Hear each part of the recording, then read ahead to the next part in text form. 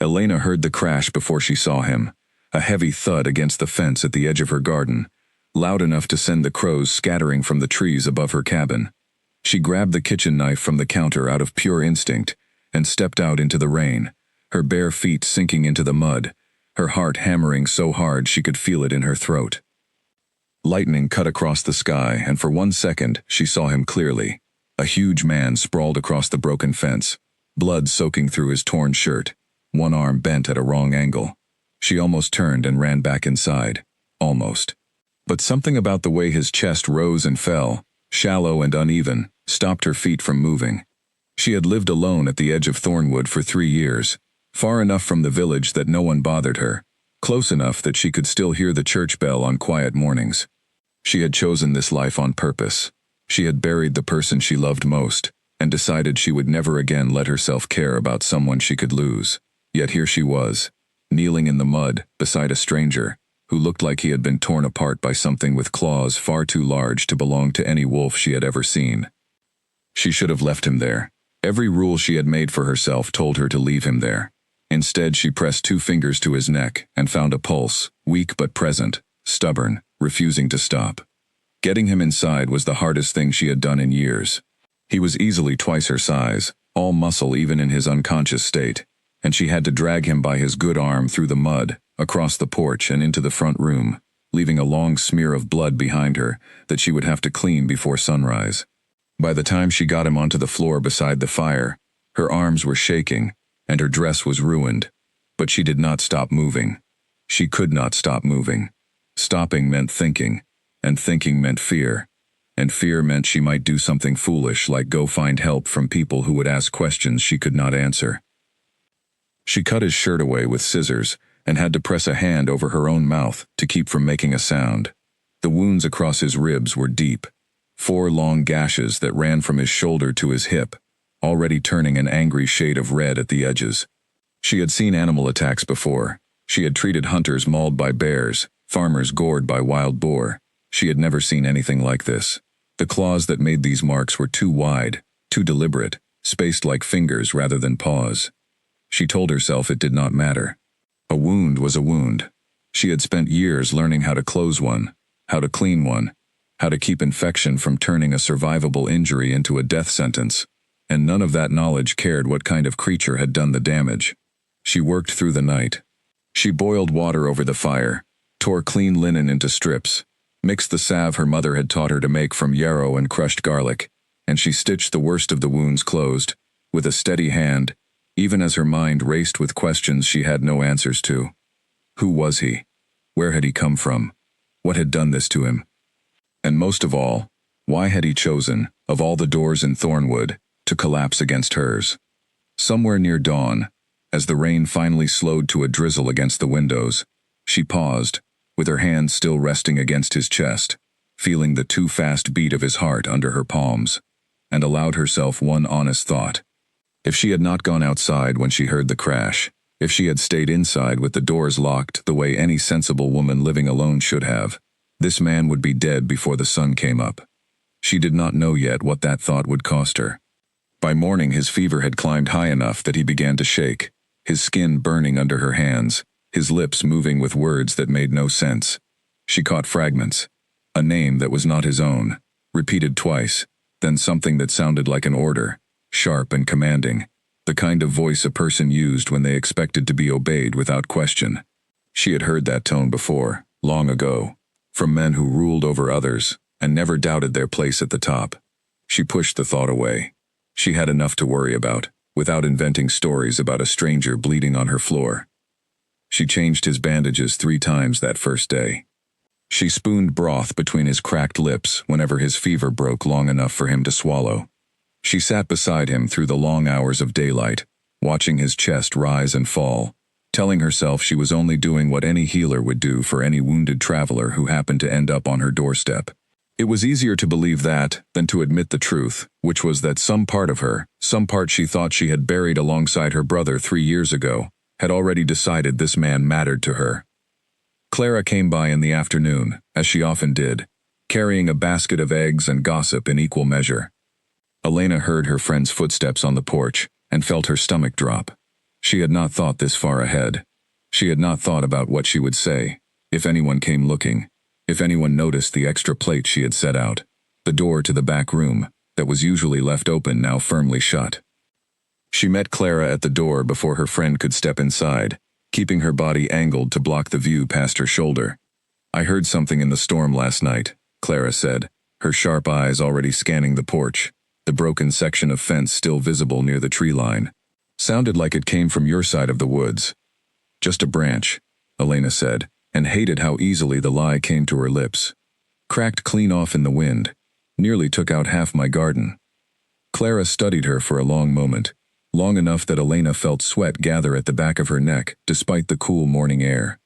Then her friend shrugged and held out the basket of eggs, and the moment passed, and Elena breathed again. "You look tired," Clara said as she turned to leave. "Get some sleep tonight. Whatever's out there in that storm, it's none of our business." If only that were true, Elena thought as she closed the door and leaned her back against it, listening to Clara's footsteps fade down the path toward the village. She did not know yet how wrong her friend's words would turn out to be. She spent the rest of that day preparing a place for him where no one would think to look. Her cabin had a small cellar beneath the kitchen floor, built by her father years ago to store root vegetables and preserved meat through the winter months.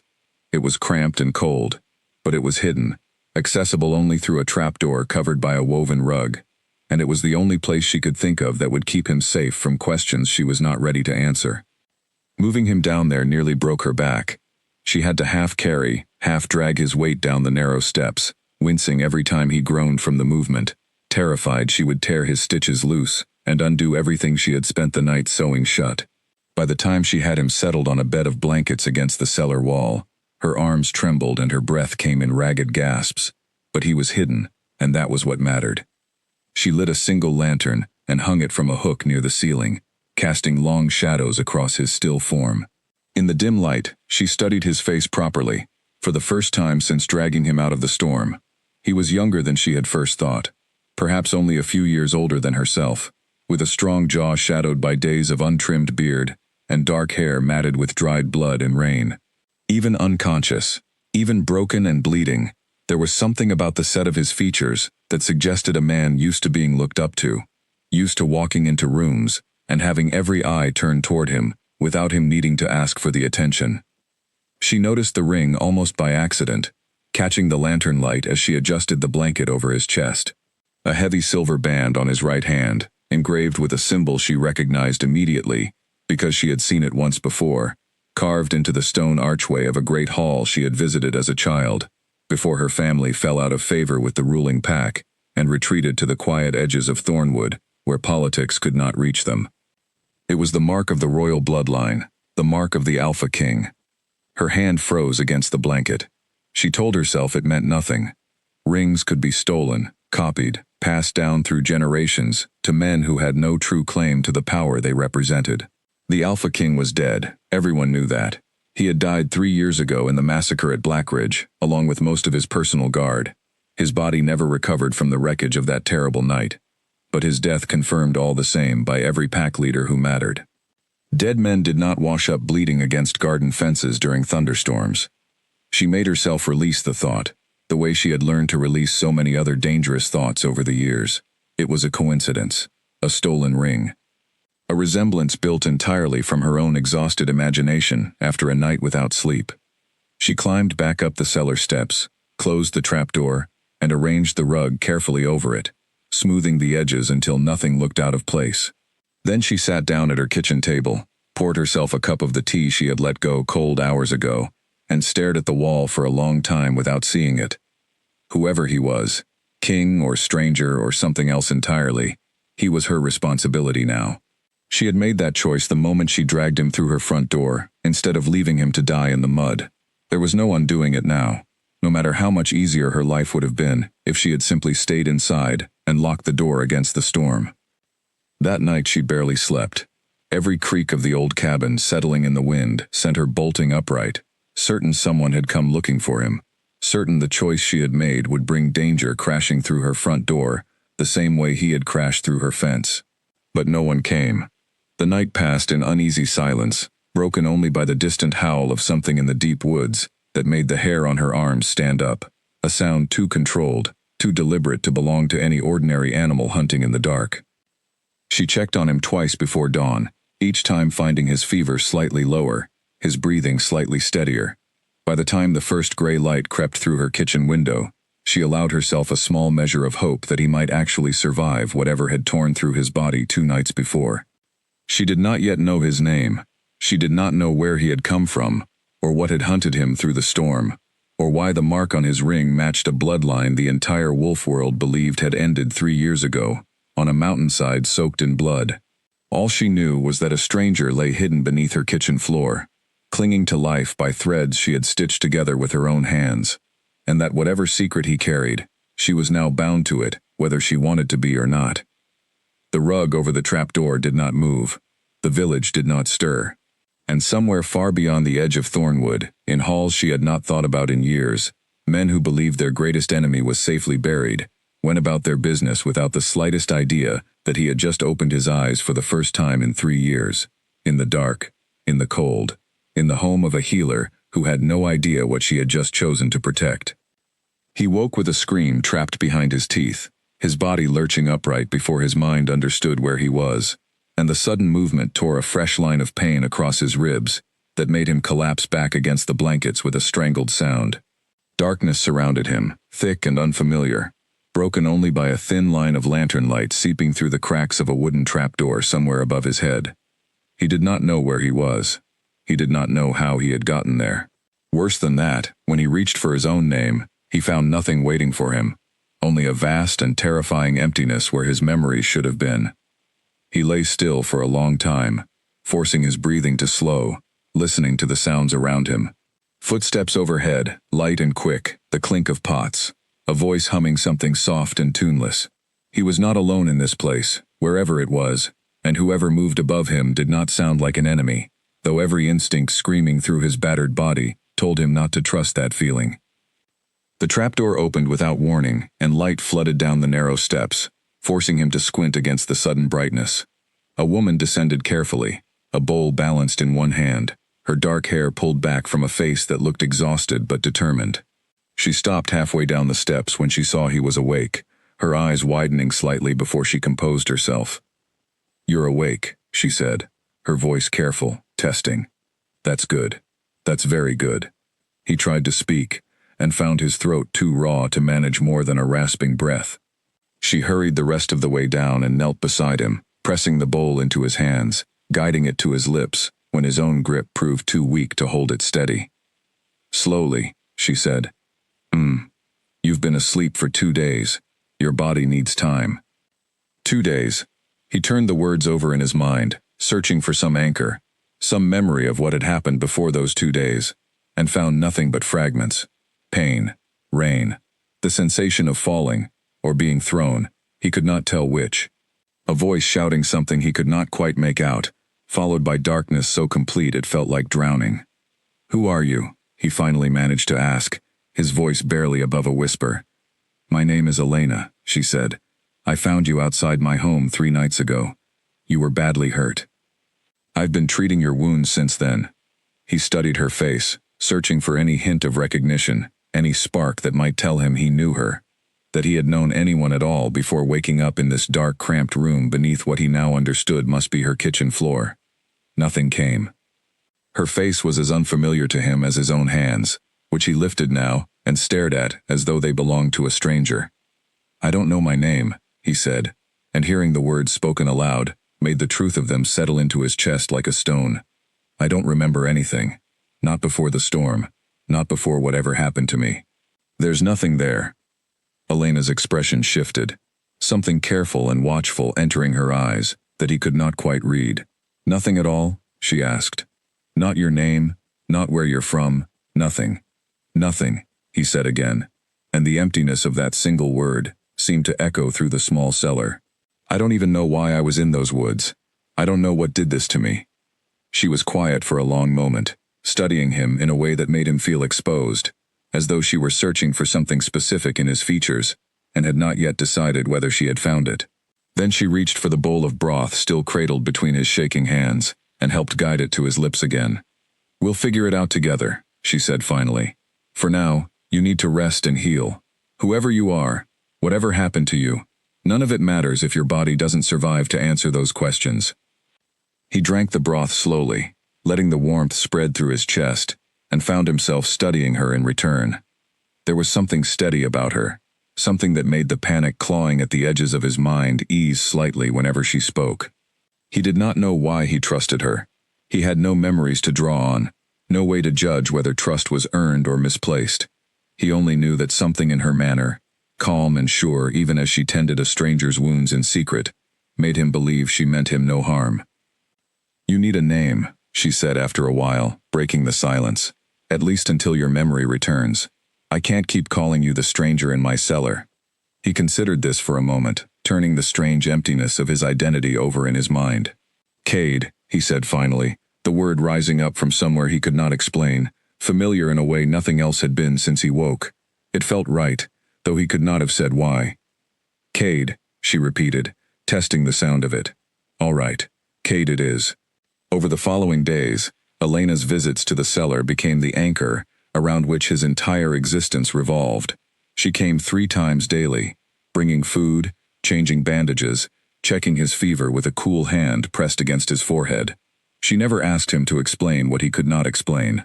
She never pushed him toward memories that refused to surface.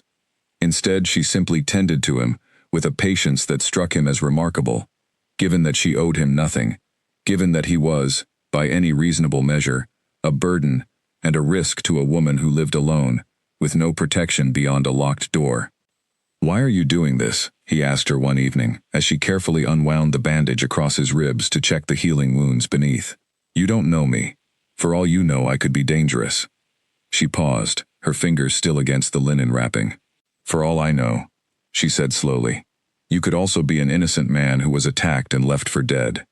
I've made my choice about which of those 2 things I believe. I don't intend to change my mind now." "But why?" he pressed. "What do you gain from hiding a stranger beneath your floor, feeding him from your own stores, risking whatever trouble might come looking for him?" She was quiet for a long moment, her eyes fixed on the wound she was cleaning rather than on his face. "I lost someone once," she said finally. "My brother. He died because people in power decided his life mattered less than their own ambitions. I couldn't save him. I've spent 3 years telling myself that saving strangers doesn't fix what happened to him, that it doesn't undo anything.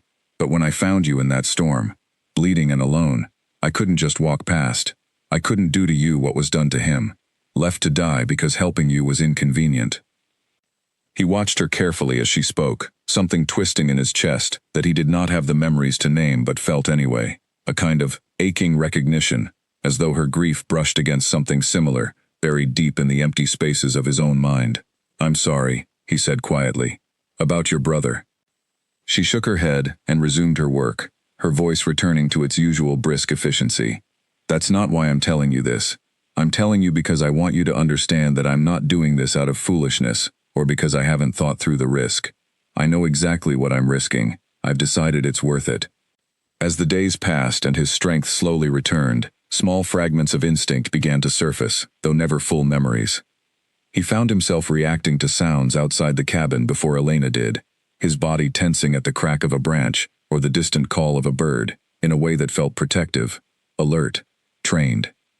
When Clara visited one afternoon, and Elena hurried down to warn him to stay silent, he found the command to remain hidden and quiet, oddly familiar, as though some part of him had spent years accustomed to being obeyed, rather than obeying, and now chafed against the reversal. He mentioned this to Elena that evening, once Clara's footsteps had faded safely back down the path toward the village. "I don't like hiding," he admitted. "It feels wrong, like it's not something I'm used to doing." Elena raised an eyebrow at him, amusement flickering briefly across her tired features. "Most people aren't used to hiding," she said. "That doesn't mean much on its own." "But it wasn't fear I felt," he pressed, trying to articulate a feeling that defied easy explanation. "It was more like frustration, like some part of me is used to being the one others hide from, not the one doing the hiding." Something shifted in Elena's expression at that, quick and gone before he could fully catch it, but he noticed it all the same. She did not respond immediately, busying herself instead with folding the clean bandages stacked beside her, and when she finally spoke, her voice carried a careful neutrality, that told him she was choosing her words with deliberate caution. "Maybe you were someone important," she said, "before whatever happened to you. Maybe that's part of what your body remembers, even if your mind doesn't." "Important how?" he asked. "I don't know," she said, and he could not tell whether she was being entirely honest with him. "Maybe we'll find out together, once you're strong enough to leave this cellar and face whatever's waiting for you out there." The thought settled over him with unexpected weight, a mixture of anticipation and dread that he could not fully explain. Somewhere beyond the walls of this small hidden room, an entire life waited for him, full of people who might know his name, full of answers to every question, currently tormenting him in the dark hours when sleep refused to come. But some instinct, something he could not name any more than he could name himself, warned him that whatever waited out there had also nearly killed him, had left claw marks across his body, that Elena still shook her head over every time she checked them, murmuring about wounds unlike anything she had treated before. Whatever he had been before the storm, whoever had wanted him dead badly enough to leave him bleeding in the mud, that danger had not disappeared, simply because he could no longer remember it. It was still out there, somewhere beyond the safety of Elena's hidden cellar, waiting for him to reappear. And though neither of them spoke the thought aloud that night, both of them understood, in their own separate ways, that the quiet peace of these hidden days could not last forever. 3 weeks into his recovery, Cade could finally stand without his legs shaking beneath him, though the effort still left him breathless and drenched in sweat. Elena had moved him from the cellar to the small back room of her cabin, once she judged the risk of discovery had eased enough to allow it, reasoning that a man confined to blankets on a stone floor would heal slower than one given proper light and air. The back room had one small window, shuttered and covered with a heavy cloth during daylight hours, and a narrow bed that had once belonged to her brother, though she did not tell Cade that part until much later. Every morning began the same way. Elena would check his wounds, note their steady improvement with the careful satisfaction of someone who took genuine pride in her craft, and then leave a list of small exercises for him to work through, while she tended her garden and ran the errands that kept up the appearance of her ordinary, solitary life in the village. He spent those hours pacing the small room, testing his strength against the walls, running through motions his body seemed to remember even when his mind offered no explanation for them. It was during one of these sessions that he first noticed how naturally his hands fell into a fighting stance, weight balanced low, fists positioned with a precision that felt trained rather than instinctive. He stood frozen in the middle of the room for a long moment, staring down at his own body as though it belonged to someone else entirely, someone who had spent years learning to fight, to defend, perhaps even to command others in battle. When Elena returned that afternoon, he was still turning the discovery over in his mind, and something in his expression must have given him away, because she paused in the doorway, a basket of vegetables balanced against her hip, and studied him with the same careful attention she always gave his wounds. "Something happened," she said. It wasn't a question. He told her about the stance, the strange fluency of movements he had no memory of learning. She set the basket down slowly and crossed the room to stand in front of him, her expression thoughtful rather than alarmed. "Show me," she said. He hesitated, uncertain, but something in her steady gaze convinced him to try. He settled into the stance again, and this time, without quite meaning to, his body carried the motion further. A slow, measured strike through the air that ended with his fist, stopped inches from an invisible target, controlled and deliberate in a way that startled them both. "That's not the movement of an ordinary man," Elena said quietly.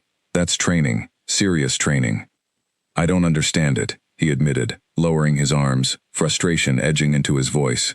"I can't remember learning to fight. I can't remember anything. But my body knows things my mind doesn't." Elena was quiet for a long moment, chewing on her lower lip in a way he had come to recognize as a sign she was working through a difficult thought before speaking it aloud.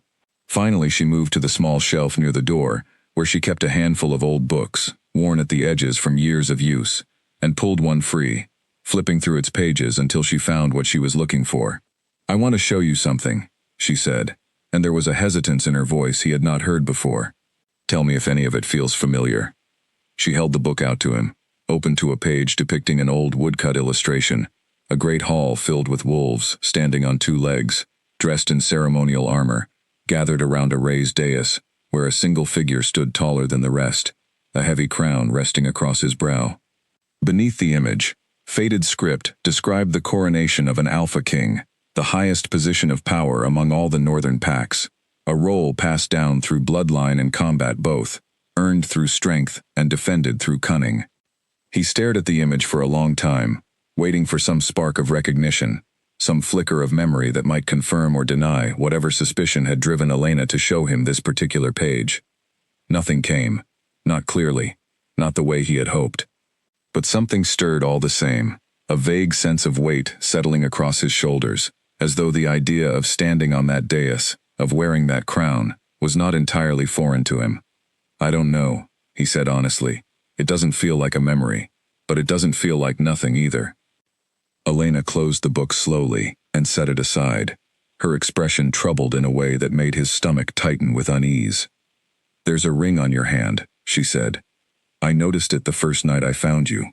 I told myself it didn't mean anything, that rings can be stolen or copied. But that mark matches the one in this book, the mark of the ruling bloodline." He looked down at his own hand, at the heavy silver ring he had not thought much about since waking, too consumed by more immediate concerns to wonder about its origin. Now, studying the engraved symbol pressed into the metal, he felt a chill work its way down his spine that had nothing to do with the cool evening air. "What are you saying?" he asked, though some part of him had already begun to guess the answer, had perhaps already known it since the moment his hands had fallen into that trained fighting stance without conscious thought. "The Alpha King died 3 years ago," Elena said slowly, each word measured and careful, "at a place called Blackridge, betrayed by someone in his own inner circle, according to the stories that made it as far as villages like this one. His body was never recovered from the wreckage. Everyone assumed the wolves took what remained." 3 years, he repeated, and the number settled into him with terrible weight, though he could not have said why 3 years felt significant, rather than simply another meaningless span of time, to a man with no memories to measure it against. "I don't know if it's true," Elena continued. "I don't know if you're really him, or if this ring belonged to someone else entirely, someone who died at your hands, or was simply unlucky enough to lose it before you found it. But I think we need to consider the possibility. I think it might explain the training your body remembers, even when your mind doesn't. It might explain the wounds that don't match any animal I've ever treated. It might explain why someone left you for dead in the woods outside my home." He sat down heavily on the edge of the narrow bed, his mind racing through implications he was not yet equipped to fully process. If Elena was right, if he really was this Alpha King the village stories spoke of in hushed and reverent tones, then someone out there believed him dead, had perhaps even celebrated his death, had built 3 years of power and position on the assumption that he would never return to challenge it. And if that was true, then whoever had attacked him in those woods had not simply been an unlucky encounter with a dangerous animal. It had been an attempt to finish what had started 3 years ago at a place called Blackridge, an attempt that had very nearly succeeded, and would have succeeded entirely if a healer with a stubborn refusal to walk away from suffering had not happened to hear a crash against her garden fence during a storm. "If I really am who you think I might be," he said slowly, thinking through the danger with a clarity that felt strangely natural despite the chaos of the revelation, "then keeping me here puts you in more danger than you understand. Whoever tried to kill me won't stop looking. If they find out I survived, if they find out you're the one who saved me, they'll come for both of us." Elena's expression did not waver, though he watched her jaw tighten slightly at the warning. "I made my choice the night I dragged you out of that storm," she said. "I'm not going to change my mind because the stakes turned out to be higher than I first realized." "You should," he said, though something in his chest rebelled against the words even as he spoke them. "You should turn me out. Let me find my own way from here. You don't owe me your safety." She crossed the room and sat down beside him on the narrow bed, close enough that he could feel the warmth radiating from her, close enough that some instinct he did not fully understand urged him to reach for her hand, an urge he forced himself to resist. "Listen to me carefully," she said, her voice steady despite the gravity of the conversation. "I've spent my whole life watching people in power decide who matters and who doesn't, watching them sacrifice ordinary lives for their own ambitions without a second thought. I lost my brother to exactly that kind of thinking. I am not going to become the kind of person who does the same thing to you, simply because helping you has become more dangerous than I first expected. That's not who I am. That's not who I intend to become." He studied her face in the fading evening light, searching for any hint of doubt behind her steady words, and found none. Whatever fear she carried about the danger they now both faced, she had buried it deep beneath a resolve that struck him as remarkable in its clarity, its refusal to bend, simply because circumstances had grown more difficult. "Then we face it together," he said finally, the decision settling into him with a certainty that felt as instinctive as the fighting stance his body had remembered without his permission. "Whatever comes for us, we face it together." Elena nodded once, a small, decisive motion, and for a moment neither of them spoke, the weight of what they had just agreed to settling comfortably into the quiet space between them.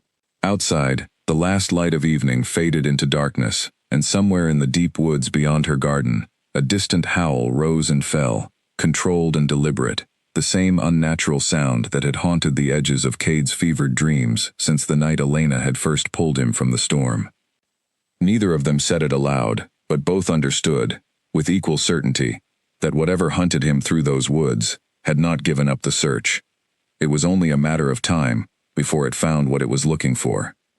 The knock came just after sunset, 3 sharp raps against the front door that sent Elena's heart lurching into her throat.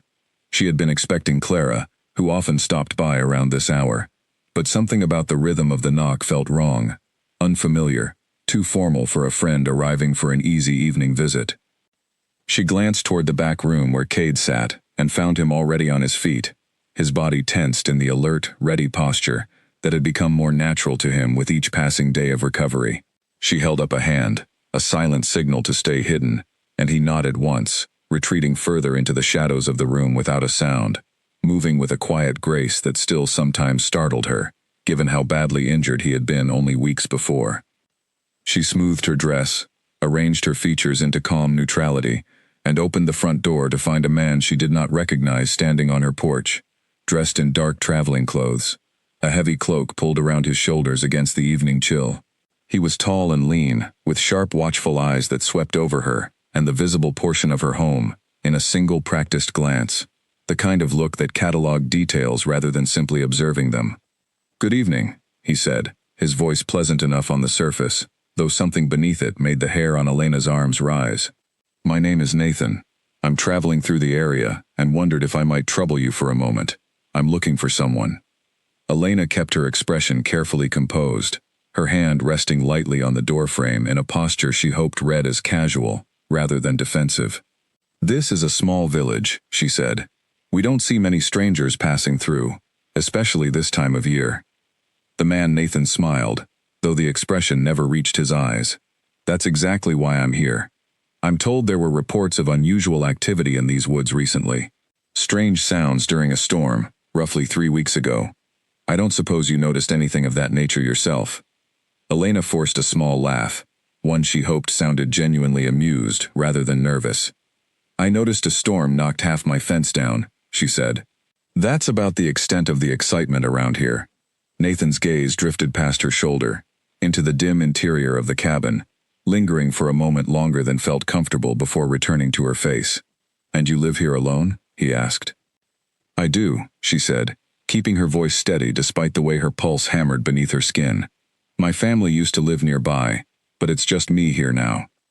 "That must be difficult," he said, his tone carrying an edge of false sympathy that made her want to close the door in his face. "A woman alone, so far from the village proper. Doesn't it worry you, being so isolated, with whatever creature made those unusual sounds still somewhere out there in the woods?" "I manage well enough," Elena said. "Now, if that's all, I have supper to prepare before dark." Nathan studied her for one more long moment, and Elena forced herself to hold his gaze, without flinching, without giving him any reason to suspect that her calm exterior concealed a wounded stranger hidden in the back room behind her, a stranger whose very existence would mean death for both of them, if this man's suspicions proved correct. "Of course," Nathan said finally, stepping back from the door with a small bow that felt more mocking than respectful. "Forgive the intrusion. If you do happen to notice anything unusual in the coming days, anything at all, I'm staying at the inn in the village. I would be very grateful for word of it." She watched him walk back down the path toward the village, his cloak billowing slightly in the evening breeze, and did not close the door until he had disappeared entirely from view. Only then did she allow herself to sag against the doorframe, her legs suddenly unsteady beneath her, her breath escaping in a shaky rush she had been holding since the moment she opened the door. Cade emerged from the back room the instant the door clicked shut, his expression tight, with barely restrained tension. "Who was that?" he asked, moving to the window and peering carefully through a gap in the curtains toward the retreating figure on the path. "I don't know," Elena said, her voice still unsteady. "He said his name was Nathan. He was asking about strange sounds in the woods 3 weeks ago. About the night I found you."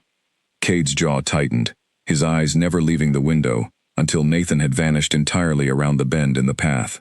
"That's not a coincidence," he said quietly. "Someone sent him.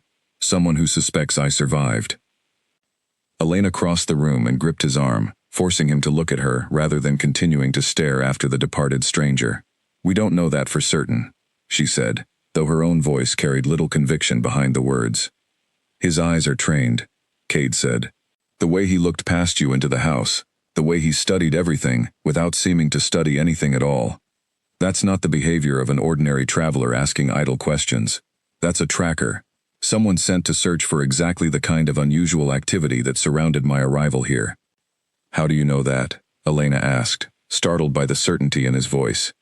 "I don't know how I know it," he admitted, frustration flickering across his features. "I just know it. The same way I knew how to stand in that fighting stance without remembering where I learned it. Some part of me recognizes what I just saw, even if I can't explain the recognition." Elena released his arm and moved to the window herself, staring out at the empty path where the stranger had disappeared, her mind racing through the implications of what had just happened. If Cade was right, if this Nathan really was searching specifically for evidence that the presumed dead Alpha King had somehow survived the massacre at Blackridge, then their careful secret had already begun to unravel, faster than she had ever imagined possible. "We need to be more careful," she said finally, turning back to face him.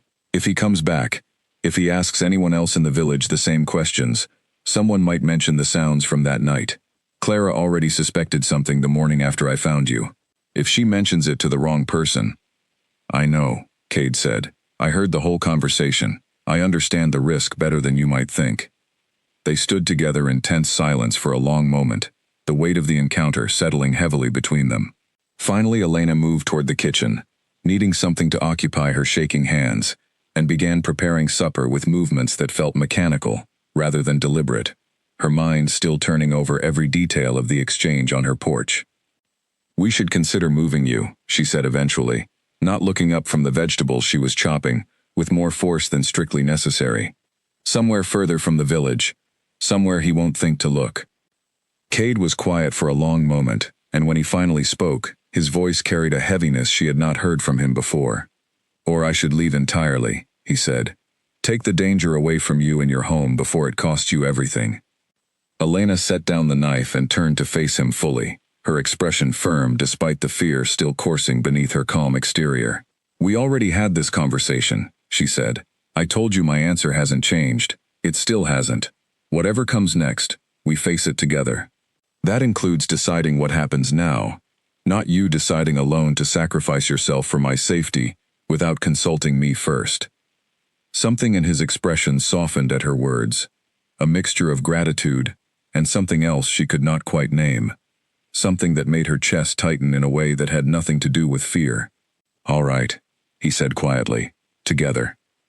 They spent the rest of that evening in low, careful conversation, working through possibilities, weighing risks against options that all seemed to carry their own dangers. Moving him deeper into the woods meant less shelter, more exposure to whatever creature had originally attacked him. Staying meant risking discovery by trackers like Nathan, who might return with reinforcements the moment his suspicions solidified into certainty. In the end, they settled on a compromise. Cade would remain hidden in the cabin during daylight hours, when visitors like Nathan might come calling, but under the cover of darkness, once his strength allowed it, he would begin exploring the surrounding woods, searching for any sign that might jog loose fragments of memory, any landmark that might help them understand exactly what had happened to him, and who exactly wanted him dead badly enough to send trained trackers combing the countryside for evidence of his survival. It was a dangerous plan, and both of them knew it. But staying entirely hidden, entirely passive, felt increasingly like waiting for danger to find them, rather than taking any control over their own uncertain future. And as Elena banked the fire that night and prepared for an uneasy sleep, she found herself thinking not of the danger that had knocked on her door that evening, but of the steady warmth in Cade's eyes when he had agreed to face whatever came next together with her, rather than alone. Whatever he had been before the storm, king or stranger or something entirely different, she was beginning to understand that the man recovering in her back room had become someone she was no longer willing to lose. The weeks that followed settled into a careful rhythm, one built around caution but softened, gradually, by something neither Elena nor Cade spoke about directly. In the evenings, after the shutters were closed and the fire banked low enough to avoid drawing attention from the road, they would sit together at her small kitchen table, and the conversations that had once centered entirely on his missing memories and their shared danger began to widen into something else entirely. He asked her about her life before Thornwood, about the family she rarely mentioned, and she found herself telling him things she had not spoken aloud in years. She told him about her brother Daniel, 3 years older than her and twice as reckless, who had spoken out against the Pack Council's treatment of families outside the ruling bloodline, and paid for that honesty with his life. She told him about her parents, who had died within a year of each other not long after, grief and heartbreak taking what violence had started. She told him about choosing this quiet, isolated life at the edge of the woods, not because she wanted to be alone, but because she no longer trusted herself to care about people who might be taken from her the same way Daniel had been. "And yet here I am," she said one evening, staring into the low flames of the fire rather than at him, "breaking every rule I made for myself the moment I found you bleeding in that storm." Cade watched her carefully from across the table, his expression thoughtful. "Maybe some rules are meant to be broken," he said. "Especially the ones we make out of fear rather than wisdom." She looked up at him then, something in his steady gaze making her breath catch slightly. "Is that something you remember believing?" she asked, half teasing, half genuinely curious. "Or something you're only now discovering?" "I don't know," he admitted, a small smile tugging at the corner of his mouth. "Maybe both, maybe neither. All I know is that it feels true, sitting here with you." In turn, he shared with her the small fragments that occasionally surfaced from the fog surrounding his past, pieces that arrived without warning and without context, leaving him more frustrated than enlightened. He remembered, one evening, the specific weight of a heavy cloak across his shoulders, ceremonial in nature, worn for some occasion he could not place. Another night, while helping her repair the section of fence he had originally crashed through during the storm, his hands moved with sudden, startling precision through motions of construction that felt learned rather than natural, and he paused mid-motion, staring at his own hands with the same bewildered frustration that had become familiar to both of them by now. "It's strange," he told her one night, as they sat together on the porch steps watching the stars emerge over the dark tree line. "I remember how to do things. Fighting, building, even small things, like which herbs smell familiar when you cook them. But I don't remember any of the moments where I learned those things. No faces, no places, just the knowledge itself, floating there without any context to explain where it came from." "Maybe that's how memory works when it's broken this badly," Elena said. "The body remembers longer than the mind does, or maybe it's protecting you from something. Sometimes people who survive terrible things build walls around the memory of what happened, even without meaning to." He considered this for a long moment, his eyes fixed on the dark line of trees beyond her garden. "Do you think that's what happened to me?" he asked. "Something so terrible my own mind decided I was better off not remembering it." "I don't know," she admitted honestly. "But if that's true, I think it means the answers are still there, somewhere, waiting for the right moment, or the right memory, to bring them back." Their nighttime explorations of the surrounding woods, begun cautiously once Cade's strength had returned enough to allow it, yielded little in the way of concrete answers, but they offered something else entirely, a growing closeness born from shared purpose and quiet, careful trust. They would move through the trees under cover of darkness, Elena guiding him along paths she knew from years of gathering herbs and roots for her healing work, both of them watching for any sign of the creature that had originally attacked him, or any evidence of trackers like Nathan continuing their search through the countryside. During one such evening, deep enough into the woods that the cabin's chimney smoke had long since disappeared behind the tree line, Cade stopped suddenly, his entire body going rigid in a way that immediately put Elena on alert. "What is it?" she whispered, her hand instinctively finding his arm. "I know this place," he said, his voice carrying a strange, distant quality. "There's a clearing ahead, past that ridge. I've been there before." They moved forward carefully, and sure enough, beyond the ridge he had indicated, the trees opened into a wide clearing, bathed in silver moonlight. An old stone structure at its center, weathered and half-collapsed, clearly abandoned for many years. Cade stood at the edge of the clearing for a long moment, his breathing unsteady, his eyes fixed on the ruins with an intensity that worried Elena more than she wanted to admit. "This was a training ground," he said finally, his voice hollow. "I trained here. Not recently. Long ago. As a child, maybe." "Do you remember anything else?" Elena asked gently, careful not to push too hard, aware of how fragile this fragment of returning memory seemed. He shook his head slowly. "Just the feeling. Not specific memories. Just this overwhelming certainty that I stood exactly where I'm standing now, many years ago, learning something important. Something that mattered." They explored the ruins carefully, finding little of practical use beyond confirming that the structure had once served some ceremonial or training purpose, its architecture matching descriptions Elena vaguely recalled from stories about the noble packs and their traditions. But the visit accomplished something more valuable than physical evidence. It confirmed, beyond any remaining doubt in either of their minds, that Cade's suspected identity carried real weight, that he was connected somehow to the world of noble bloodlines and ruling packs that Elena had spent years deliberately avoiding. Walking back toward the cabin that night, their hands brushed together in the darkness, and neither of them pulled away.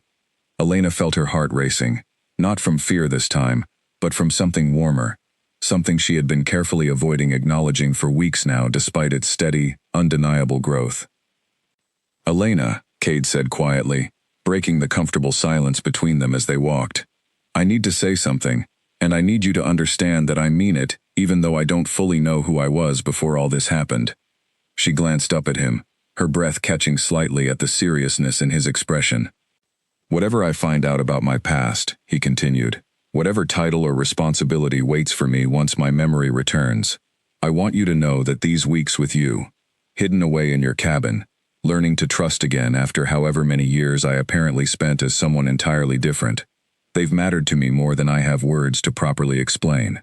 You saved my life, but it feels like you've done something even bigger than that.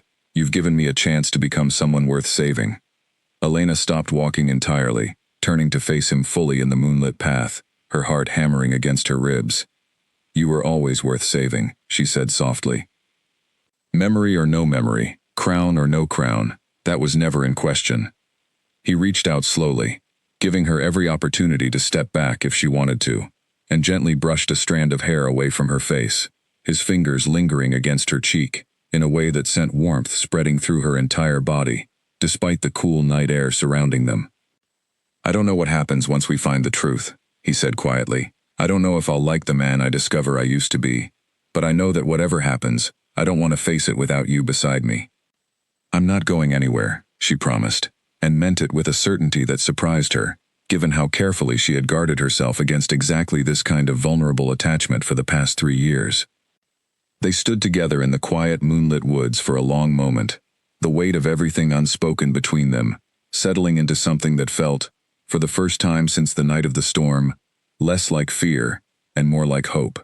Whatever waited for them beyond the safety of these hidden woods, whatever danger continued to search the countryside for evidence of Cade's survival, they would face it together, exactly as they had promised each other weeks before. But as they finally continued walking back toward the cabin, neither of them noticed the pair of eyes watching from the deep shadows at the edge of the clearing, tracking their movements with patient, calculating interest, before disappearing silently back into the darkness of the woods. The following week brought a change in the air that Elena felt before she could name it, an uneasy tension settling over the village that made her errands feel longer and more fraught than they had any right to be. Twice she noticed unfamiliar faces near the market square, men who did not quite fit the rhythm of village life, watching a little too carefully, asking a little too casually about strangers passing through, storms, and unusual sightings in the surrounding woods. Clara mentioned it too, catching Elena's arm outside the bakery one morning with an urgency that immediately set Elena's nerves on edge. "There are men asking questions all over town," Clara whispered, glancing around before continuing. "About that storm a few weeks back. About sounds in the woods. One of them cornered old Henry near the mill, and wouldn't let up until Henry admitted he'd heard something strange that night too." Elena kept her expression carefully neutral, though her stomach twisted painfully.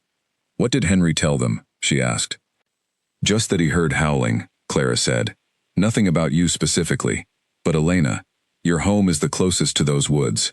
If they start asking around about who lives nearby—" "I'll be careful," Elena said, forcing a reassuring smile she did not feel. "Thank you for the warning." She hurried home that afternoon with her heart racing, and found Cade waiting anxiously by the window, having sensed something was wrong from the moment she stepped through the door. "They're getting closer," she said without preamble, setting down her basket with hands that trembled slightly. "People in the village are talking. It's only a matter of time before someone mentions this cabin specifically." Cade's expression darkened, and he crossed the room to stand before her, his hands settling gently on her shoulders. "Then we need to move faster than we planned," he said. "I've been strong enough to travel for over a week now. We've been staying out of caution, but caution isn't keeping us safe anymore. It's just delaying the inevitable." Elena nodded slowly, the weight of the decision settling heavily over her. "Where would we even go?" she asked. "If your identity is what we think it is, then anywhere connected to the ruling packs is dangerous, and anywhere else, we'd be strangers with no protection at all." "There's one place," Cade said slowly, something in his voice suggesting the idea had been forming in his mind for some time before this moment. "During our walks through the woods, I've felt pulled toward something, some direction, without fully understanding why. I think it's memory trying to surface.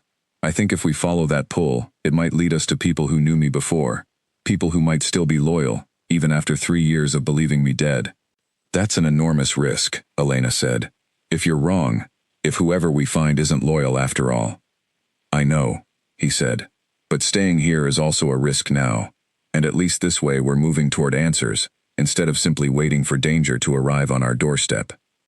They spent that evening preparing carefully for departure, packing what supplies Elena could spare, without drawing suspicion from anyone who might notice her stores dwindling unusually fast. She gathered herbs and salves for treating wounds along the journey, dried meat and hard bread that would last without spoiling, and a small collection of coins she had saved over years of careful healing work, money that might prove useful if they needed to secure shelter or information from strangers along the way. Cade, meanwhile, spent the evening testing his strength more rigorously than he had allowed himself since waking in her cellar weeks before, moving through the same fighting stances that had first revealed his hidden training, pushing his body to determine exactly how much endurance he could rely on for whatever journey lay ahead. Elena watched him from the kitchen doorway, noting with a healer's careful eye that his movements had grown steadily stronger and more confident with each passing week. The wounds that had once nearly killed him, now reduced to thin, healing scars across his ribs. "You're ready," she said finally, and he paused, turning to face her with a small, tired smile. "Ready enough," he agreed, "though I suspect ready enough will have to be good enough, given the timeline we're working with." They departed before dawn the next morning, slipping out through the back of the cabin and into the tree line before the village had fully woken, moving carefully to avoid the main roads where trackers like Nathan might be watching. Elena left a note for Clara, a carefully worded explanation about visiting distant relatives that she hoped would satisfy her friend's curiosity without inviting dangerous questions, and locked the cabin door behind them with a heaviness in her chest that surprised her, given how eager she had once been to leave this quiet, isolated life behind for exactly this kind of purposeful adventure. The journey proved harder than either of them had anticipated. Cade's strength, while significantly improved, still faltered after long hours of travel, forcing them to rest more frequently than either of them liked, always aware that every hour spent stationary increased their risk of discovery. They avoided villages and main roads entirely, relying instead on the wilderness skills Elena had developed over years of gathering herbs in remote areas, and on the strange, instinctive pull that guided Cade steadily northward, through terrain that grew increasingly unfamiliar and rugged. On their third night of travel, Camped in a small hollow beneath an outcropping of rock that offered some shelter from the wind, they were finally forced to confront a danger that had been steadily building since their departure. Elena woke suddenly, in the deep hours of night, some instinct alerting her before any actual sound reached her ears, and found Cade already awake beside her, his body tensed and alert, his eyes fixed on the darkness beyond their small camp. "Something's out there," he whispered, barely audible even to her ears despite their close proximity. Elena's hand instinctively went to the knife she now carried at her hip, a habit she had developed since the night she first found Cade bleeding in the storm. "What kind of something?" she whispered back. Before he could answer, a low growl rolled out from the darkness surrounding their camp, deep and controlled, unmistakably the same unnatural sound that had haunted the edges of Cade's fevered dreams during his recovery. Elena felt her blood run cold as a massive shape emerged from between the trees, moonlight catching on fur the color of ash, and eyes that glowed with an intelligence far beyond that of any ordinary wolf. Cade rose slowly to his feet, positioning himself protectively between Elena and the approaching creature, his body settling into the same trained fighting stance she had first witnessed weeks before, in the safety of her cabin.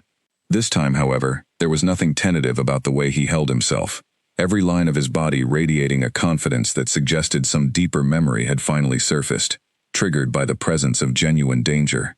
"I know this creature," he said quietly, his voice carrying a hard edge Elena had not heard from him before. "It attacked me before. This is what left the marks on my body that night in the storm." The wolf circled them slowly, its glowing eyes never leaving Cade, and when it finally spoke, its voice carried a distorted quality that made Elena's skin crawl, deep and guttural, clearly the product of some ancient and terrible magic, rather than any natural ability. "You survived," the creature said, its voice dripping with something between surprise and grim satisfaction. "My master will be very interested to learn that his precautions 3 years ago were insufficient after all." "Who sent you?" Cade demanded, his fists clenched at his sides, his body coiled and ready for whatever came next. The creature let out a low, rumbling sound that might have been laughter. "You'll find out soon enough," it said, "once I deliver proof of your survival to the one who currently sits upon the throne you once claimed as your own." The wolf lunged forward with terrifying speed, and Elena barely had time to scream a warning before Cade moved to meet the attack head-on, his body responding with the same trained precision that had puzzled them both for weeks, finally revealed in its full, terrible purpose. What followed was a blur of motion too fast for Elena to fully track, the two combatants exchanging blows with a speed and ferocity that spoke of ancient enmity, finally reignited. Elena pressed herself against the rock outcropping, her knife gripped uselessly in her trembling hand, watching helplessly as Cade fought for both their lives against an enemy whose true nature she still did not fully understand. The battle raged through their small camp, scattering their carefully packed supplies, and more than once Elena was certain the massive creature's claws would finally find their mark against Cade's still healing body. But something had changed since the night Elena first found him broken and dying in the storm. Whatever training resurfaced in his instincts now carried the weight of genuine memory rather than mere muscle response, and slowly, gradually, Cade began to turn the tide of the desperate battle, his movements growing more precise, more confident, more clearly guided by memories that continued flooding back to him, even as the fight raged on around them. Finally, with a final devastating strike that Elena would remember for the rest of her life, Cade brought the massive creature down, pinning it against the forest floor with a strength that left no doubt about his true nature, his true training, his true identity, as something far beyond the ordinary man she had nursed back to health in the quiet safety of her cellar. "Tell your master," Cade said, his voice carrying a command Elena had never heard from him before, cold and absolute and unmistakably regal, that Alaric is very much alive, and very much intends to reclaim what was stolen from him. The creature let out one final snarl before Cade released it, watching as it fled back into the darkness of the surrounding woods, presumably to deliver exactly the message he had just commanded it to carry. Elena remained frozen against the rock outcropping for a long moment, staring at the man standing before her, breathing heavily from the exertion of battle, his eyes still carrying the fierce, commanding intensity that had emerged during the fight. When he finally turned to face her, some of that intensity softened into something more familiar, more like the gentle man she had come to care for over the past weeks. "You remember," she said quietly, though it was not truly a question. "I remember," he confirmed, his voice thick with emotion. "Everything. My name. My kingdom. The betrayal that led me to that mountainside 3 years ago. All of it." Elena felt her chest tighten with a complicated mixture of relief and fear, understanding that whatever quiet, hidden life they had built together over the past weeks had just ended irrevocably, replaced now by a truth far larger and more dangerous than either of them had fully prepared for. "Tell me everything," she said, and settled in to listen as the true alpha king of the Northern Pax finally began to recount the story of his own betrayal and fall from power, 3 years in the making, and now, at long last, ready to be reversed. They did not sleep again that night, moving instead deeper into the wilderness, away from the site of the battle, aware that the wounded creature would likely return with reinforcements once it delivered its message. As they walked through the darkness, Alaric spoke steadily, his voice carrying the weight of memories that had been locked away for so long, now pouring out in a flood he seemed almost desperate to share after 3 years of silence he had never known he was keeping. His name, he explained, was Alaric, and he had ruled the Northern Pax for nearly a decade before the night everything changed. His closest advisor and second in command, a wolf named Edmund, had spent years building quiet alliances among the pack elders, cultivating resentment against Alaric's more progressive policies, particularly his insistence on extending greater rights and protections to families outside the traditional ruling bloodlines. "Families like mine," Elena said quietly, understanding suddenly why the mark on his ring had stirred such complicated feelings in her the first night she found him bleeding in the storm. "Exactly like yours," Alaric confirmed, his expression grave. "I never knew your brother personally, but I remember hearing about families who spoke out against injustices within the pack system. I was working to change those injustices when Edmund's betrayal cut that work short." He described the night at Blackridge in careful, measured detail, the ambush disguised as a routine border patrol, the moment he realized his own trusted guard had turned against him, following orders from Edmund that had clearly been planned for months before their execution. He remembered the fall from the cliffside, the terrible impact against the rocks below, and then nothing but darkness until Elena's voice cut through the fog of his dying consciousness weeks later. "Edmund must have believed I was dead," Alaric continued. "The fall should have killed me. I think some instinct, some desperate refusal to accept defeat, is the only reason I survived long enough to reach your garden that night. Though I have no memory of how I traveled from Blackridge to Thornwood, that distance alone should have been impossible for a dying man to cross." "Maybe it wasn't entirely up to chance," Elena said thoughtfully. "Maybe some part of you knew, even without conscious memory, that you needed to find help, that you needed to survive long enough to reclaim what was taken from you."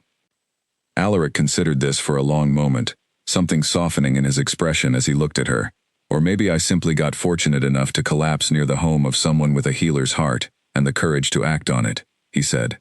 "Either way, I owe you a debt I don't know how I'll ever properly repay." "You don't owe me anything," Elena said firmly. "I made my choice freely. I'd make it again without hesitation." As dawn broke over the wilderness, painting the sky in soft shades of orange and pink, Alaric explained the situation currently facing the Northern Pax under Edmund's rule.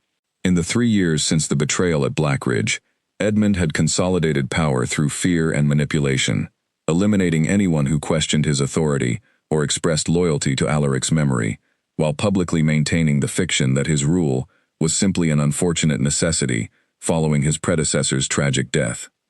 "There are still those who remember me fondly," Alaric said, "loyal friends who never fully accepted Edmund's version of events. If we can reach them, gather enough support, we might be able to challenge his claim to the throne before he grows too entrenched to remove." "Who are these friends?" Elena asked. "Do you remember specific people we might be able to find?" Alaric closed his eyes for a moment, concentrating, and slowly a handful of names surfaced from the returning flood of memory. "Owen," he said finally, opening his eyes. "My most trusted warrior, second only to Edmund in rank before the betrayal, though far more honorable in character. If anyone has continued organizing resistance against Edmund's rule, it would be him. And Victor, our chief strategist, brilliant and cautious in equal measure. If we can find either of them, we'll have a foundation to build upon. Do you know where to find them? Elena pressed. There was a safe house, Alaric said slowly, memory continuing to surface as he spoke. Hidden in the mountains beyond the northern border, established years ago in case of exactly this kind of crisis. If Owen remained loyal, if he continued resistance efforts after my presumed death, that's where he would establish his base of operations. They adjusted their course accordingly, moving northward through increasingly difficult terrain, the mountains rising steadily before them as the days passed. Their journey was far from easy.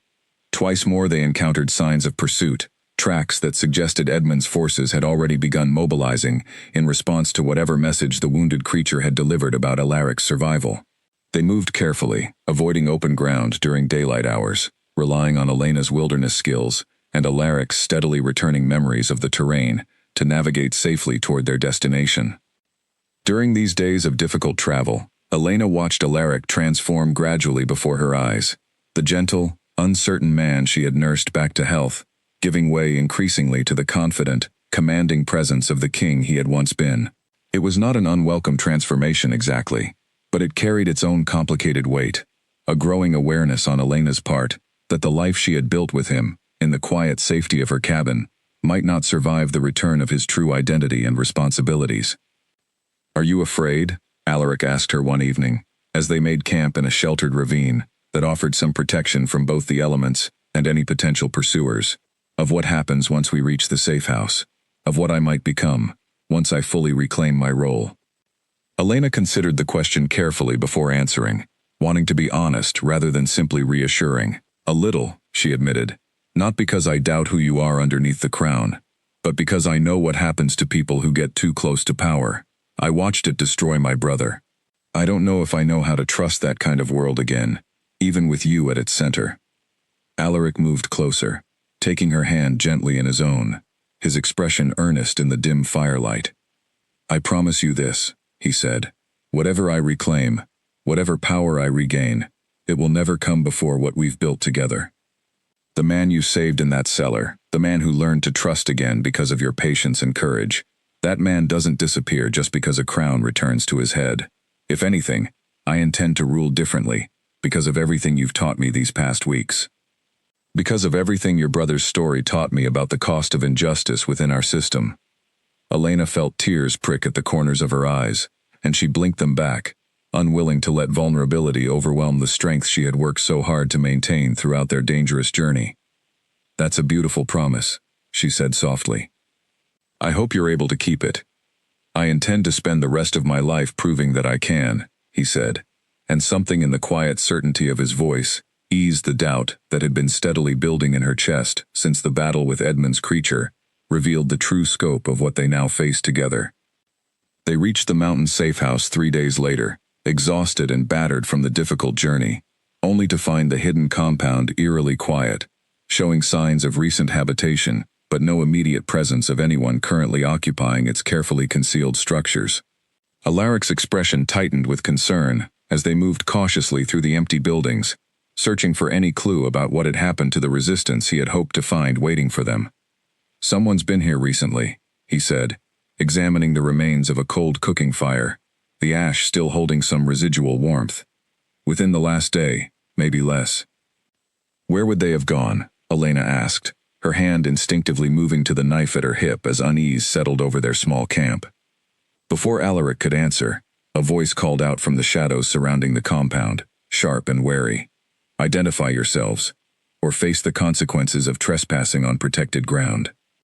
Alaric straightened immediately, his posture shifting into the commanding presence Elena had witnessed, emerging more fully with each passing day of their journey.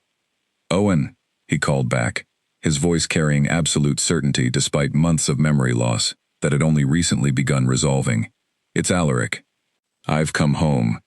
A long silence followed, heavy with disbelief, before a figure finally emerged from the tree line, a broad-shouldered man with graying hair and eyes that widened with shock as he took in the sight before him. "My king," he breathed, disbelief warring with dawning hope across his weathered features. "We were told you were dead. 3 years, and we were told you were dead." "I was meant to be," Alaric said grimly, moving forward to clasp the older man's forearm in a gesture that clearly carried deep significance between them. But I survived, thanks entirely to the courage of the woman standing beside me. And now, Owen, I've come to reclaim what Edmund stole from all of us. Owen's gaze shifted to Elena, taking in her presence with obvious curiosity, before returning to Alaric with an expression that had transformed entirely from shock into fierce, determined loyalty. Then you've come at exactly the right time, he said. Edmund's rule grows more tyrannical by the season. There are many who would rise against him, if only given proper leadership to rally behind. Then let's give them exactly that, Alaric said, and Elena felt a chill of anticipation work through her body, understanding that whatever quiet peace they had briefly shared during their dangerous journey through the wilderness was about to give way entirely to the larger, more consequential battle that had always been waiting for them at the end of this path. Owen led them deeper into the mountain compound, where Elena discovered the true scope of the resistance that had been quietly organizing itself against Edmund's rule for the past 3 years. Nearly 24 loyal warriors and advisors had gathered in these hidden mountain halls, keeping alive the memory of Alaric's fair leadership while waiting for any opportunity to challenge the tyranny that had replaced it. Among them was Victor, the strategist Alaric had mentioned during their journey, a sharp-eyed man who greeted his returned king with a combination of relief and immediate practical focus that Elena found she rather admired. There was also Grace, an elderly healer who had served the royal household for decades and who took one look at the fading scars across Alaric's ribs before pulling Elena aside with genuine curiosity about the treatment methods that had apparently saved a man everyone believed had died in the Blackridge massacre. "You did remarkable work," Grace told her, examining the neat, careful stitching that had closed wounds Elena still could not fully explain. "I've treated wolf attacks for 40 years, and I've never seen claw marks like these heal so cleanly. Whatever herbs you used, whatever technique guided your hands, you saved his life through skill, not luck." Elena felt a warm flush of pride at the older healer's praise, though the compliment did little to ease the growing anxiety building in her chest as she watched Alaric transform further before her eyes, settling naturally into the role of commanding leader among warriors who clearly still revered him, despite 3 years of believing him lost.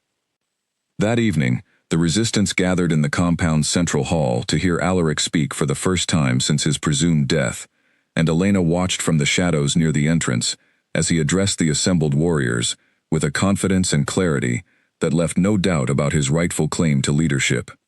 3 years ago, Edmund betrayed everything our pack was meant to stand for, Alaric said, his voice carrying easily through the stone hall.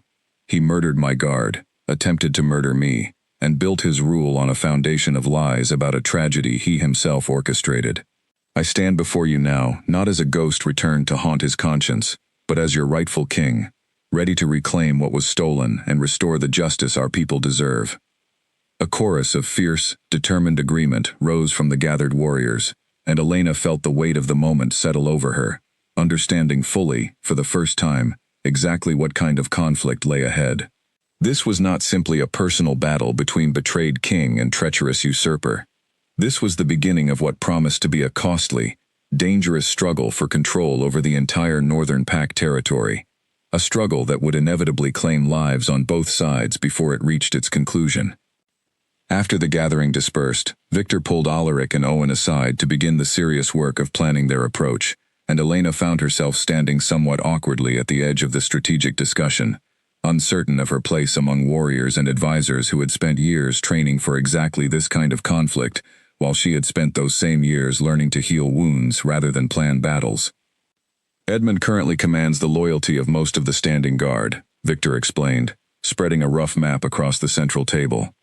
"Though our intelligence suggests that loyalty runs thin in many cases, maintained more through fear of punishment than genuine conviction. If we can demonstrate publicly that Alaric survived, that his claim to the throne remains legitimate, I believe many of those guards would defect rather than continue defending a usurper's illegitimate rule." "How do we demonstrate that publicly?" Owen asked. "Edmund controls the official channels of communication throughout the territory. He'll simply deny any claims of your survival, dismiss them as rumor or deception." "Then we don't rely on official channels," Alaric said thoughtfully. "We go directly to the pack elders, the ones who remember my rule before the betrayal, who can vouch for my identity beyond any doubt Edmund might try to manufacture. Elena listened to the planning continue late into the night, gradually understanding the shape of the challenge ahead. They would need to travel to the territory's central gathering hall, where the pack elders convened regularly to oversee matters of governance, and present Alaric's claim directly, backed by warriors loyal enough to protect against whatever violence Edmund might attempt in response to the challenge to his rule. It was well past midnight when the strategic discussion finally concluded, the assembled leaders retiring to prepare for the difficult days ahead.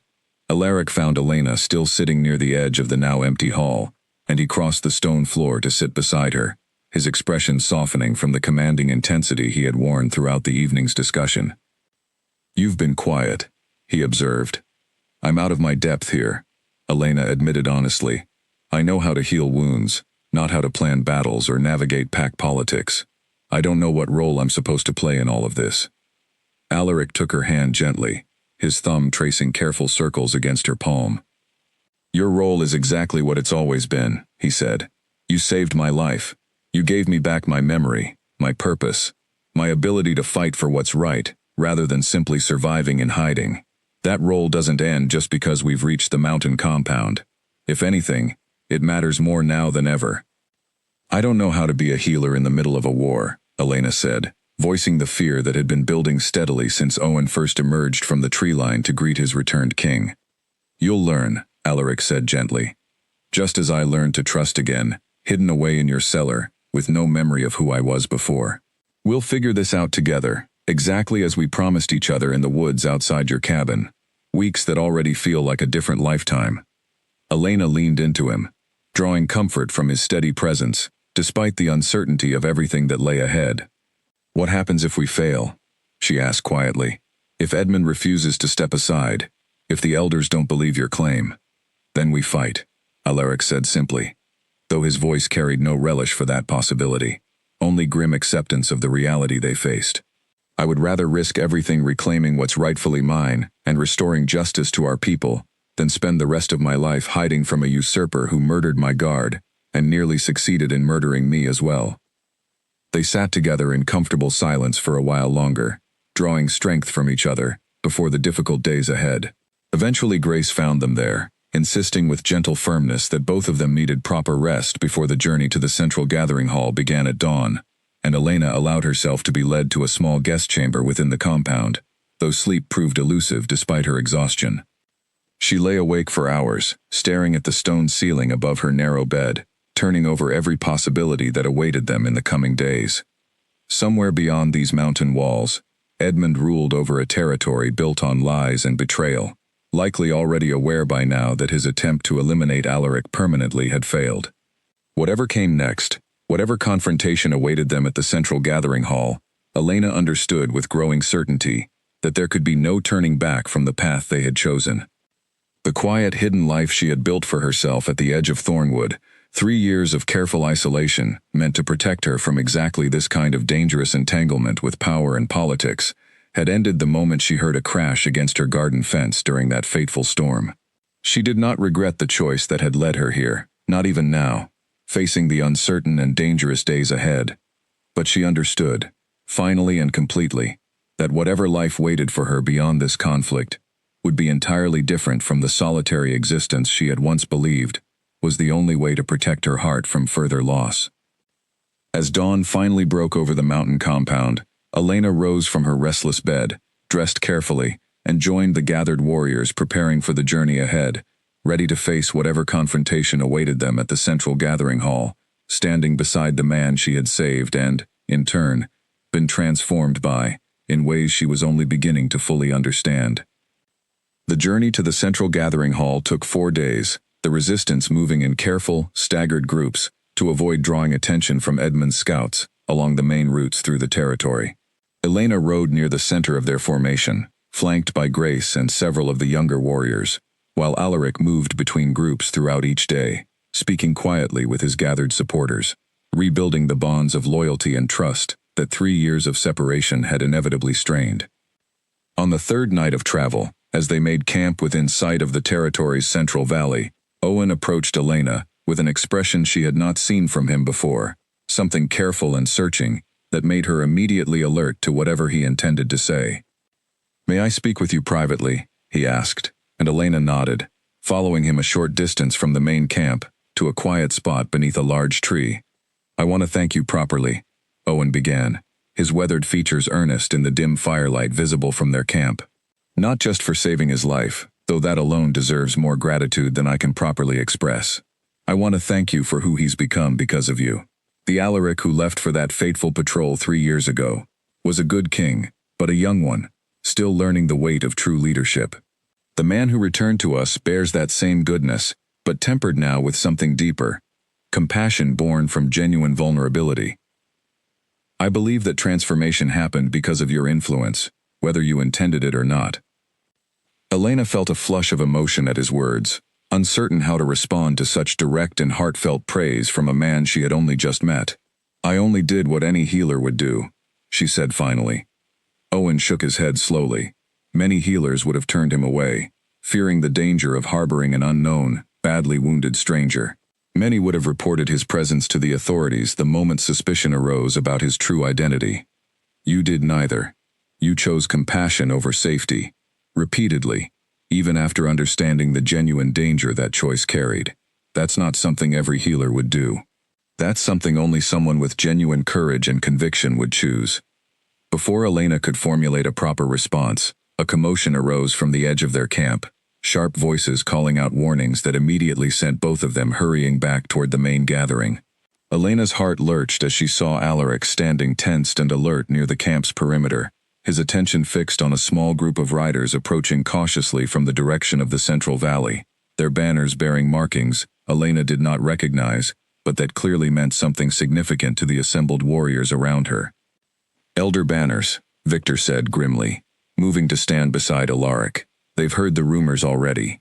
This could be an opportunity, or it could be a trap sent by Edmund to eliminate us before we reach the gathering hall." The riders halted a respectful distance from their camp, and an elderly woman dismounted, her posture carrying an authority that immediately commanded attention despite her advanced age. She studied Alaric for a long moment across the distance separating them, her expression unreadable in the flickering firelight. "Is it truly you?" she called out finally, her voice carrying clearly across the tense silence that had fallen over the camp. "Or has Edmund's paranoia finally driven us all to chasing ghosts through these mountains?" "It's truly me, Margaret," Alaric replied, stepping forward without hesitation despite the obvious risk of exposing himself so openly. "I understand your doubt. I would doubt as well, if our positions were reversed." The elderly woman approached slowly, studying his features with an intensity that reminded Elena strongly of how she herself had once studied a stranger's unconscious face for any sign of familiar features.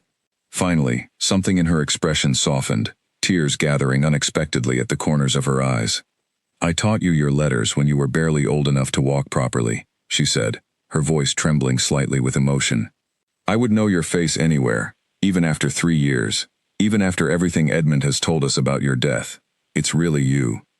It's really me," Alaric confirmed gently, and the elderly woman crossed the remaining distance between them to embrace him fiercely, her earlier caution completely dissolved in the face of undeniable recognition. Margaret, Elena soon learned, was among the most respected of the pack elders, one of several who had continued quietly investigating the circumstances of Alaric's supposed death, despite Edmund's official narrative discouraging such inquiries. She had come to the mountains upon hearing whispered rumors of his survival, hoping against hope that the reports carried some truth beneath their uncertainty. "I've suspected Edmund's account for years," Margaret explained later that evening, once the initial shock of reunion had settled into more practical discussion about the challenges ahead. The story never fully added up, a routine patrol, turning fatal with no survivors beyond Edmund himself, no bodies recovered from the supposed ambush site despite extensive searching. "I always believed something was being concealed, though I never imagined the truth would be this remarkable." "We need your support at the gathering hall," Alaric said. "Edmund will deny my claim regardless of any evidence we present. Having elders like yourself willing to publicly vouch for my identity could make the difference between a peaceful transition and a costly conflict." Margaret nodded gravely. "You'll have my support, and I believe several other elders will join once they learn what I've witnessed here tonight. But you should understand, Edmund won't relinquish his position without a fight. He spent 3 years consolidating power, eliminating anyone who might challenge his authority. He won't simply step aside because a handful of elders vouch for your survival. Then we'll need to be prepared for whatever response he offers, Alaric said grimly, and Elena felt a chill of apprehension work through her as the reality of the confrontation ahead settled more fully into focus. They resumed their journey the following morning, now accompanied by Margaret's small group of riders, moving steadily toward the central valley, where the gathering hall awaited them. As they crested the final ridge before their destination, Elena caught her first glimpse of the grand structure that had haunted the edges of Alaric's returning memories throughout their journey. An imposing hall of pale stone set against the mountain backdrop, banners flying from its towers bearing the mark of the ruling bloodline that Elena now understood intimately, having spent weeks tending the wounds of the man who rightfully claimed that legacy. Word of our approach will have already reached Edmund, Victor observed, as they made their final preparations before descending toward the valley below. He'll know we're coming. The question is whether he chooses to face this challenge openly before the assembled elders, or whether he attempts something more desperate before we ever reach the hall's doors. We proceed carefully, Alaric decided. Owen, take half our warriors and secure the perimeter around the hall before our main group approaches. Victor, I want you monitoring for any sign of ambush along our route. Elena. He paused, turning to look at her directly, his expression carrying a weight of concern that made her chest tighten with unexpected emotion. I want you positioned safely away from any potential confrontation, he continued. Whatever happens today, I need to know you're protected. Elena met his gaze steadily, understanding his concern but unwilling to simply retreat into safety while he faced whatever danger awaited them ahead. I've come this far beside you, she said firmly. I'm not retreating now. Not when the confrontation that determines everything is finally about to happen. Alaric studied her for a long moment, clearly torn between his instinct to protect her and his growing understanding that Elena was not a woman who would accept being sidelined during moments that mattered most. Finally he nodded, a small, resigned smile tugging at the corner of his mouth. Stay close to Grace then, he said. And please, for my sake if nothing else, try to stay out of direct danger if the confrontation turns violent. I'll do my best, Elena promised, though both of them understood the promise carried little certainty, given everything that had already happened since the night of the storm that first brought them together. They descended toward the valley as the sun climbed higher overhead, the grand gathering hall growing steadily larger before them, and Elena felt her heart pounding with a mixture of fear and fierce determination as she prepared to witness the confrontation that would finally determine whether justice could truly be restored to the Northern Pax. 3 years after Edmund's betrayal had first set this entire chain of events into motion. The gathering hall's great doors stood open as they approached, and Elena felt every muscle in her body tense with anticipation as their group moved through the wide entrance into a chamber filled with pack elders, advisors, and guards, all of whom turned in stunned silence as Alaric strode confidently through their midst, Margaret walking beside him with regal composure that lent immediate credibility to his extraordinary claim. At the far end of the chamber, seated upon a raised dais that Elena recognized immediately from the old woodcut illustration Elena had once shown him in her cabin, Edmund rose slowly from his borrowed throne, his expression carefully controlled despite what must have been genuine shock at seeing the man he believed dead standing very much alive before the assembled leadership of the Northern Pax. This is impossible, Edmund said, his voice carrying across the suddenly silent hall.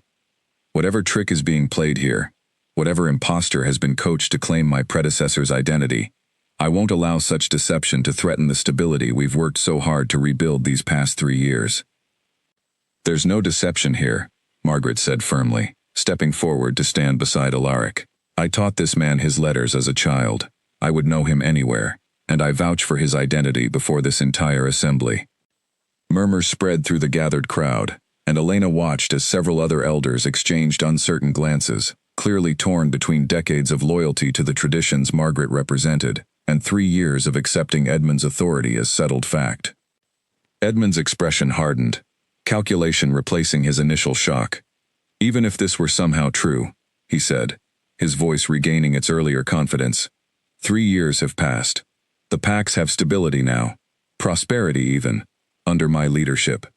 Why would any reasonable elder choose to plunge our territory back into uncertainty over a claim that conveniently surfaces only now, years after the succession was properly settled?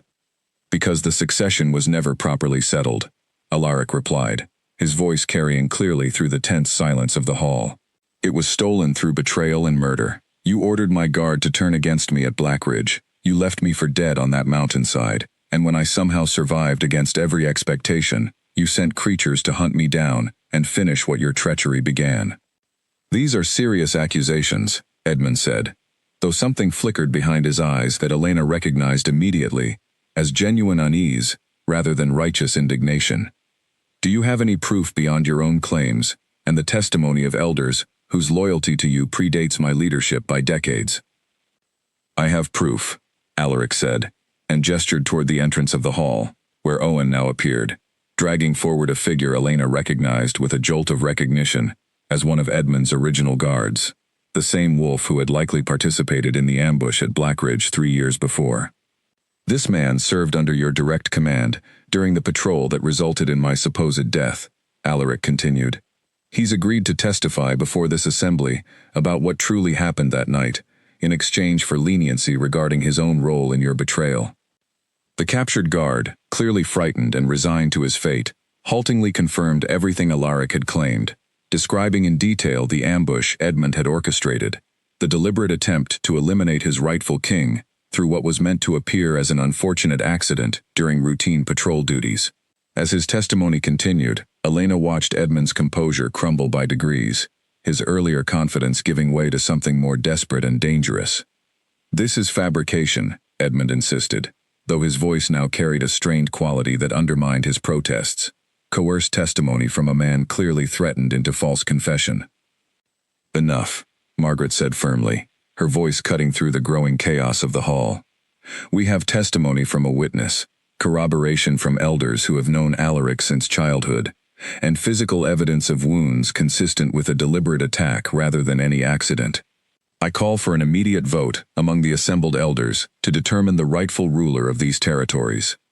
The vote that followed proved swift and decisive, elder after elder rising to declare their support for Alaric's rightful claim as testimony and evidence made Edmund's guilt increasingly undeniable to even his most loyal supporters. Elena watched from her position near the back of the hall, her heart pounding, as the tide of the assembly turned decisively against the man who had ruled through fear and manipulation for 3 long years. Recognizing the hopelessness of his position, Edmund made one final desperate move, drawing a hidden blade and lunging toward Alaric, in a last attempt to eliminate the threat to his stolen power before the assembly could formally strip him of his authority. Elena's scream of warning came a half-second too late, but Alaric, his instincts sharpened by weeks of returning memory and training, sidestepped the attack with practiced ease, disarming Edmund with a swift, controlled motion that ended the confrontation without further bloodshed. Guards loyal to the true throne moved quickly to restrain Edmund as he was formally stripped of his stolen authority before the entire assembly, his desperate protests fading into resigned silence as the reality of his defeat finally settled over him. Elena felt a complicated mixture of relief and lingering unease as she watched the man responsible for so much suffering finally face consequences for his betrayal, understanding that this moment marked the end of one chapter of danger, even as it opened uncertain questions about what came next for both herself and Alaric. The following days passed in a blur of formal ceremony and careful transition, as Alaric worked alongside the pack elders to restore proper order to the territories Edmund had ruled through fear for 3 long years.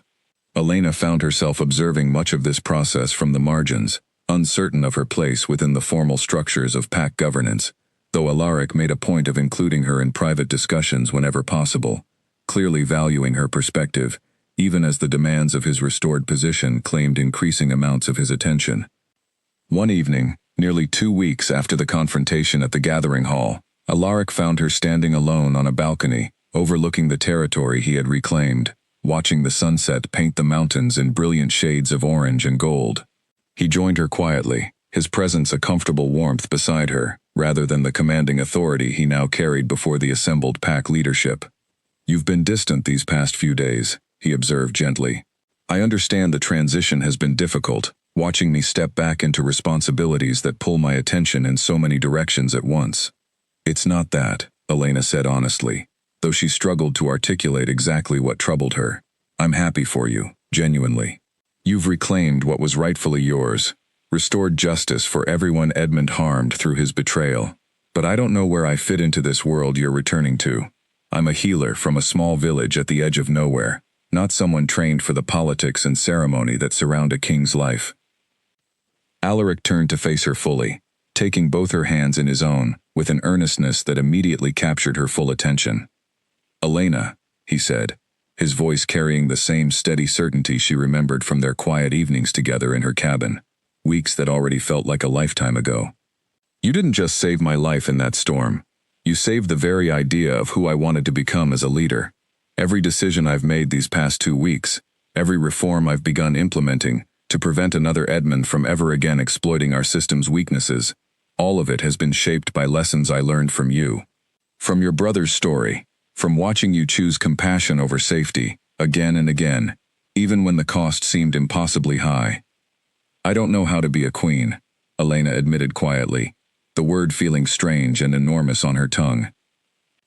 Neither did I know how to be a good king, until circumstances forced me to learn through genuine hardship rather than simple inheritance of privilege, Alaric replied gently.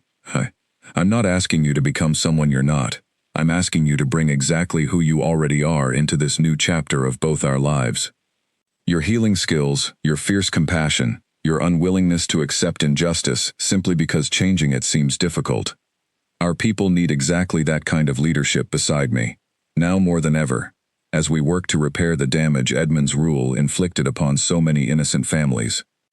Elena felt tears gathering in her eyes as the weight of his words settled over her, understanding at last that the life waiting for her in this new world was not about abandoning who she had become through years of quiet healing work, but about bringing that hard-won wisdom into a much larger stage where it might benefit far more people than she had ever imagined possible. I love you, she said softly, the words rising naturally from everything they had survived together since that fateful storm first brought them into each other's lives. Not because you're a king, but because of who you are underneath that crown. The man who trusted me with his vulnerability when he had no memory to protect him, who chose compassion and justice even before he fully understood who he truly was. I love you too, Alaric replied, his voice thick with emotion as he drew her gently into an embrace. I loved you before I even remembered my own name, and I'll continue loving you long after every other memory eventually fades with age. You gave me back my life, Elena. Now I intend to spend the rest of that life making certain you never regret the choice you made that stormy night, choosing compassion over safety, choosing to save a stranger's life without any promise of what that choice might eventually bring you. They stood together on that balcony, as the sun finally set fully behind the mountains, the territory below them settling into peaceful evening quiet after years of hidden tyranny and 3 long years of uncertain darkness.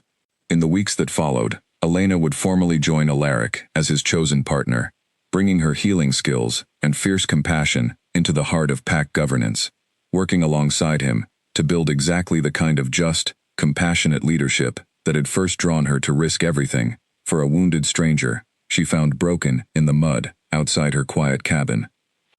The story of how a humble healer had secretly nursed the presumed dead Alpha King back to health, ultimately helping him reclaim his rightful throne and restore justice to an entire territory, would eventually spread throughout the northern packs, told and retold, as proof that true leadership sometimes emerges not from bloodline or ceremony alone, but from the quiet, courageous choices made by ordinary people, willing to risk everything for what they believe is right.